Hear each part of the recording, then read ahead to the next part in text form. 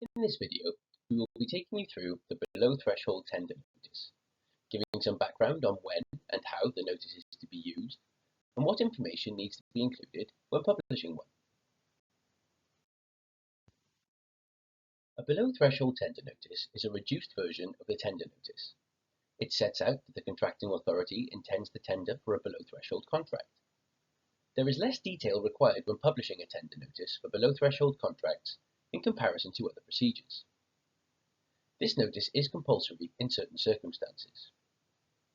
Section 87 of the Act requires that if a contracting authority intends to advertise a notifiable below threshold contract, it must first publish a below threshold tender notice.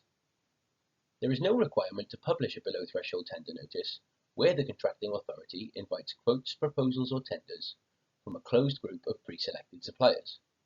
For example, suppliers on a framework or from one or more targeted suppliers, provided it does not advertise the procurement in any other way, such as in a newspaper or on a local website or portal.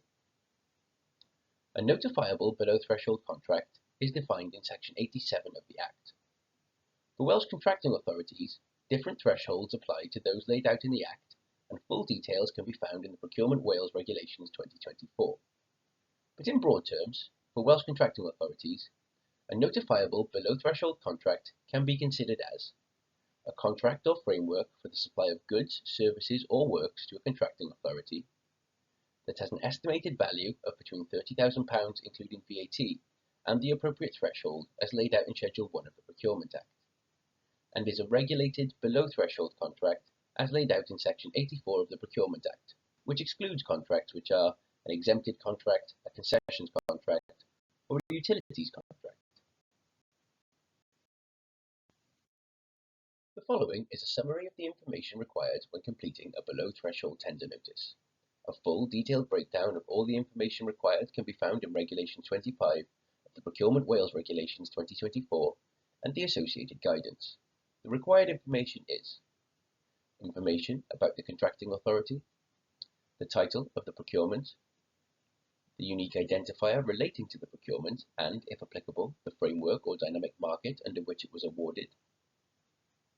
where the contract will be awarded under an appropriate part of a dynamic market, the distinct number given to that part by the contracting authority,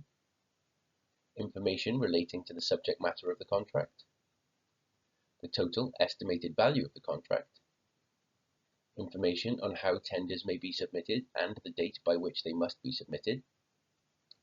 whether the notice is being used to invite tenders for a special regime contract and, if so, whether that contract is a light touch contract, whether the contracting authority considers that the contract or any lot forming part of the contract may be particularly suitable to be awarded to a small and medium-sized enterprises or to a non-governmental organisation that is value-driven and which principally reinvests its surpluses to further social, environmental or cultural objectives, often referred to as a third sector organisation.